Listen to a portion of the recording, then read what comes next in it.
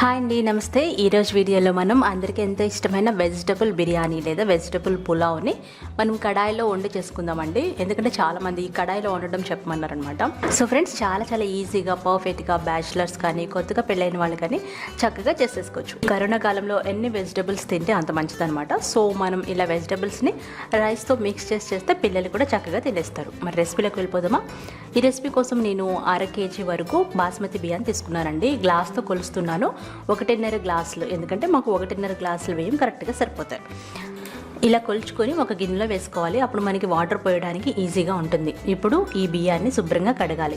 2-3 సార్లు కడగాలి. అప్పుడే మనకి బాస్మతి బియ్యం పైన ఉన్న స్టార్చ్ అంతా పోయి చక్కగా పొడి పొడిలాడుతూ వస్తుంది అన్నం ఉడికినప్పుడు.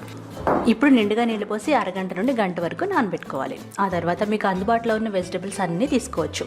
ఇక్కడ నేను బంగాళదుంపలు, అలాగే క్యారెట్స్, ముల్లంగి, బీన్స్, పచ్చి బఠానీలు, ఉల్లిపాయ, పచ్చిమిర్చి, టమాటా ఇవన్నీ తీసుకున్నాను అనమాట. వీటితో పాటు మీకు నచ్చిన ఇంకేమైనా కూడా యాడ్ చేసుకోవచ్చు. ఇవన్నీ కట్ చేసి పక్కన పెట్టుకున్నానండి. ఈ లోపుగా అరగంట నానిన బాస్మతి బియ్యాన్ని నీళ్ళలోంచేసి పక్కన పెట్టుకోవాలి. వీటితో పాటుగా బిర్యానీ మసాలాని మనకి మార్కెట్లో దొరుకుతుందండి. ఆ ప్యాకెట్ వాడుకోవచ్చు, లేదంటే మీ ఇంట్లో ఉన్న ఏ బిర్యానీ దినుసులైనా వాడుకోవచ్చు అనమాట. అవి ఏంటంటే బండ పువ్వు, ఒక బిర్యానీ ఆకు, జాపత్రి, షాజీరా, అలాగే మరాఠీ మొగ్గ, చెక్క, లవంగ, జాజికాయ, జాపత్రి, అలాగే నల్ల యాలక్కాయలు, పచ్చి యాలక్కాయలు ఇవన్నీ తీసుకోవాలన్నమాట. 1-2 చొప్పున తీసుకుంటే సరిపోతుంది. మసాలా ఫ్లేవర్ ఎక్కువ కావాలనుకుంటే ఇంకొంచెం పెంచుకోవచ్చు. ఇప్పుడు మనం లోతుగా ఉన్న కడాయి పొయ్యి మీద పెట్టి 5-6 టేబుల్ స్పూన్ల నెయ్యి కానీ నూనె కానీ వేసుకోవాలి. నెయ్యి ఎక్కువ వేస్తే చాలా బాగుంటుందండి. నెయ్యి హెల్దీ కూడా కదా. సో మనం తీసుకున్న ఈ హోల్ బిర్యానీ మసాలాలన్నీ 1/2 నిమిషం పాటు మీడియం ఫ్లేమ్లో వేయించుకోవాలి. వేగిన తర్వాత 2 టేబుల్ స్పూన్ల అల్లం వెల్లిపాయ పేస్ట్ వేసి పచ్చివాసన పోయేంత వరకు వేయించుకోవాలి. ఒక 2 నిమిషాలు మీడియం ఫ్లేమ్లో వేయిస్తే సరిపోతుంది. ఆ తర్వాత అందులో గుప్పెడు జీడిపప్పులు వేసుకోండి. ఇది ఆప్షనల్ అనమాట. జీడిపప్పులు మా బాబు కోసం నేను వేస్తున్నాను. జీడిపప్పుల తర్వాత పొడుగ్గా కట్ చేసుకున్న ఉల్లిపాయ ముక్కలు, పచ్చిమిర్చి ముక్కలు వేసుకొని ఇవి కాస్త మెత్తబడేంత వరకు వేయించుకోవాలి. కొంచెం ఉప్పు వేస్తే ఉల్లిపాయ ముక్కలు తొందరగా వేగుతాయి అనమాట. చూసారు కదా, ఉల్లిపాయలు చక్కగా వేగినాయి కదా.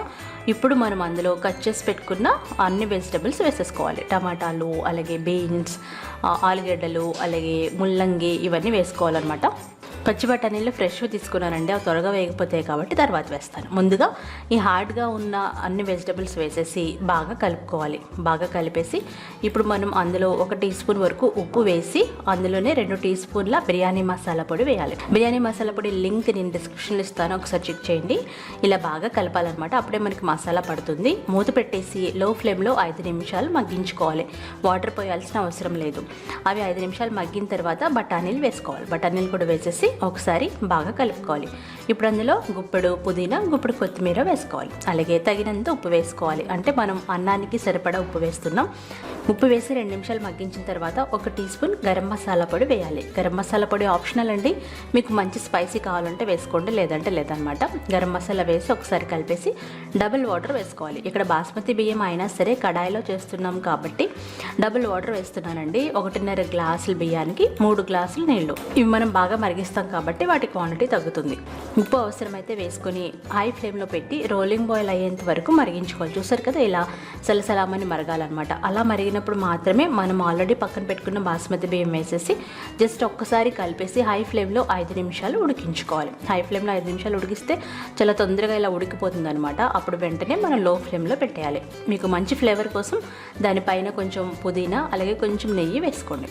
తర్వాత లో ఫ్లేమ్లో పెట్టేసి మొత్తం ఉడికేంత వరకు వెయిట్ చేయాలి. అంతేనండి, చాలా టేస్టీగా వస్తుంది, పొడి పొడిలాడుతూ వస్తుంది. బాగా ఉడికిన తర్వాత ఉడికిందో లేదో ఒక చిన్న అన్నం మెతుకు తీసుకొని చెక్ చేస్తే మనకు తెలుస్తుంది అనమాట. అలాగే బిర్యానీ కానీ పులావ్ కానీ చేసుకున్నప్పుడు వెంటనే మీరు సర్వ్ చేయకూడదు. ఒక 10 నిమిషాలైనా చల్లారనివ్వాలి.